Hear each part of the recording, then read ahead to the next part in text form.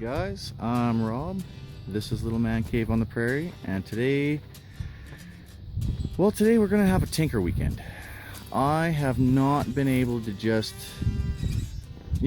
play, build, whatever, and my buddy just bought himself a 3-inch spacer bit, and bring it down, we'll put it in. So that's what we're gonna do today. 3-inch spacer bit. Okay, so this is the lift. Ordered offline. It was 107 right to his door, and he lives in butt frick nowhere. But it was 77 for the actual cost of it. So what there is here is just, your 3-inch pucks. This end goes down, this flat side goes towards the frame, pretty straightforward. And then lifting shackles, adjustable, so you can get your levelness right, I guess. And it didn't come on with any of the hardware, but for that price, right? So that's what we're gonna slap in. Okay, so the first thing we did is just Mikey got over here and we pre-sprayed everything, and then we just kind of visited for a while and let that do what it's supposed to do. That's so much easier on older vehicles and stuff like that, to just give it some time, right? Okay, so there we go. We've got it all jacked up on stands. We are going to use this to jack to let the diff go up and down as we need it. We've been told and watched a couple videos, I guess if you can drop the diff, you don't need a spring compressor. Now, that's maybe to get it out. Remember, it's got to go back in with 3 more inches on it, so we have access to one, but we're going to try it without just what we got here. So let's get at her. Okay, now that we have tires off, everything's jacked up, we're going to take off the bottom of the shock and then come over to the sway bar and we'll disconnect that. Okay, so we went after the bottom strut bolts and that wasn't happening. Those are really rusted bad and that would take a lot of time, so we're just gonna go after the top ones, and it's the same thing, right? Okay, now I just kind of popped out this line here and bent back this tab right back there, and so that I can get to this 13 mil here, and that's the little bracket that holds on the bottom of your spring. Okay, so now that we've got everything disconnected, we're just going to start lowering down. We're going to keep an eye on our brake lines. Looks like there's lots of play in there, but as we lower down, we'll just kind of keep an eye on and make sure nothing's happening or anything like that. And then see where we're at with where the spring holds. Sorry about the wind. It's getting pretty windy around here.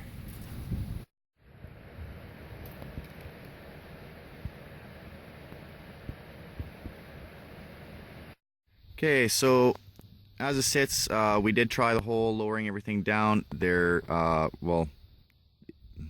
have smaller jack stands. If I had some 3 tons or something like that, we might get it up high enough that I could lower this down, but it's not going to come down far enough. Plus, I'd have to take off track bar and a bunch of other stuff that I really don't want to get into. So what we did is we just used what everyone else said, which was the spring compressor. So I borrowed this one off my buddy Mark, and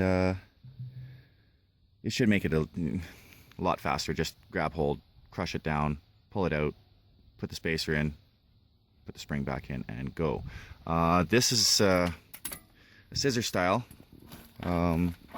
It just, compared to the other ones, it looks and feels a lot safer than the other style. There's only one here, so like on the other style where it's just one on, like it's you'll have one on this side and one on this side, and you got to crush this side and then crush this side and then crush, like evenly.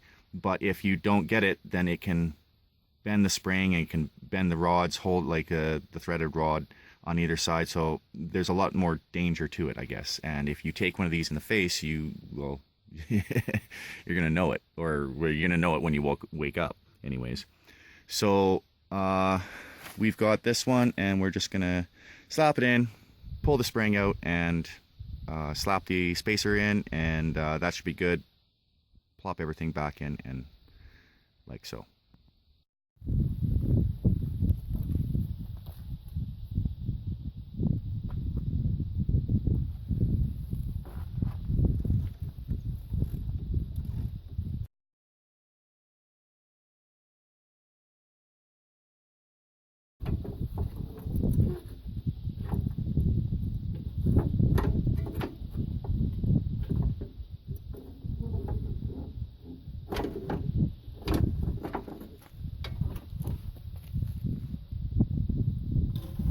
And there we go.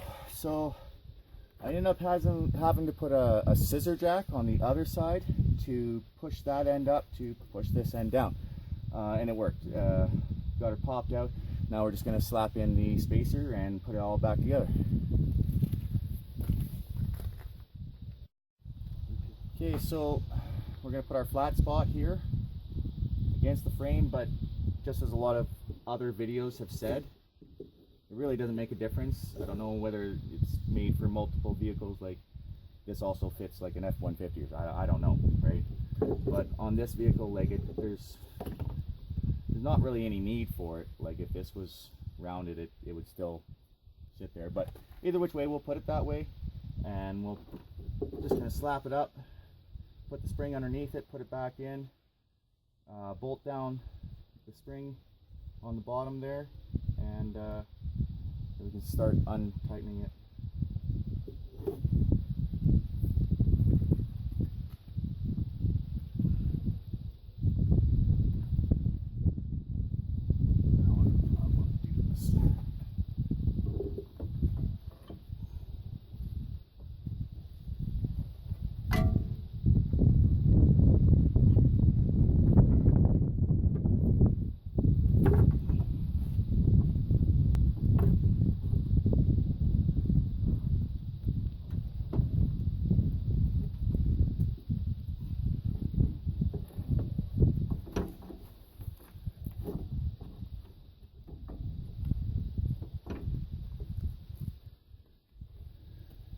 As it seems, I will have to tighten this up a little bit more.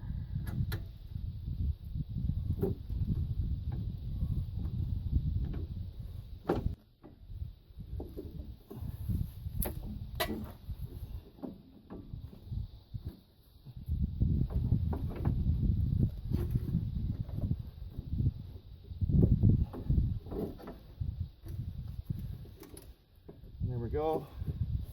We're going to make sure that we're seated on the tail of the coil spring down there. Make sure it's seated in the right spot, and then we can start undoing it. Like I said, we'll just make sure that when that hits. Also, there's a lip on the bottom. Make sure you haven't got that upside down. The lip goes on the bottom.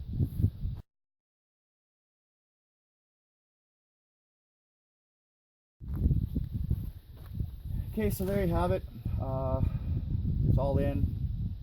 Everything's good. I'm not going to put everything back together because I still have the other side to do, and then I'll slap everything back together. I'm not going to show that. It's the same thing, just the other side. And then we'll get back to the vehicle, or to the back of the vehicle, and get the rear lift put in. So there you go. These are the new tires and rims. It's a this was a 15, this was a 17. They're a 31 off-road rims. They have more negative offset. That means that the tire is going to be pushed outside of the wheel well more. It's a 10.5 wide tire, and you probably could have went for a 33 or something like that, but it might rub on the plastics and you might have to trim a little bit of plastics. These were a great deal. Combo set of rim and tire, and they made him a really good deal, and he knows the guy at the shop, so that's what he's going to go with, and we're going to slap those on.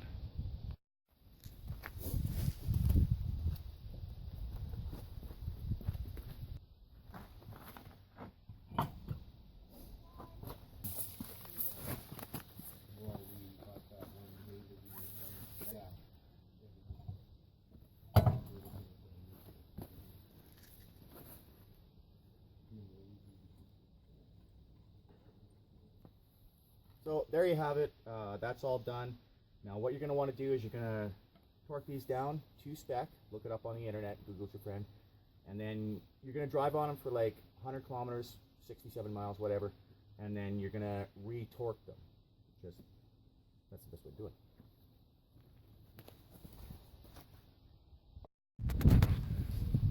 Okay, so here's the rear. What we're going to do is we're just going to take this one out, drop it, and then put in the new shackle. And depending on where it sits, these springs are kind of saggy, so I think what we're going to do is use the biggest, or the longest stretch on the shackle. It has those 2 holes for adjustment, remember? So we're just going to go ahead and put it on the last one, like the highest one. Just these sag pretty bad.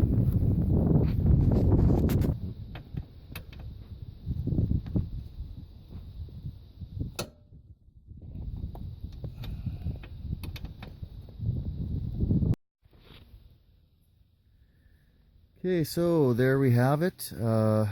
Shackles in. This one, I had to snipe this. Put a bar on a strong arm to actually crack that, and even then it wasn't very nice. This one actually I had to double wrench, so there was a lot of pressure on it, but luckily it wasn't really seized that bad, because a lot of these are really hard to take out. You see guys burning them out, you see guys just piling washers, cutting off the ends, you know, using something to punch it through, and with a big mallet. But we lucked out, that worked out pretty good in our favor. So we've just snugged this top one up on here, and so that we can get our, you know, so we're gonna pop that bolt on, maybe a little anti-seize or whatever, get that on there, and then we're shocks and we're done. So there we have it. Got her all in. Front fit's pretty good. It is going to rub a little bit though on the rear. So I think he's going to take off his plastics. Get that not rubbing.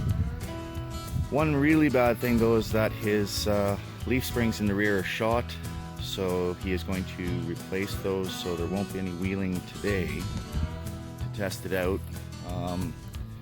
They even rub a little bit when he just gets in it. So he's just going to get it home and you know, into the garage and forget about it. He works 2 weeks in, 2 weeks out, fly in, fly out type thing. So that'll be a next time thing. Other than that, everything worked great. I did have to put a couple washers.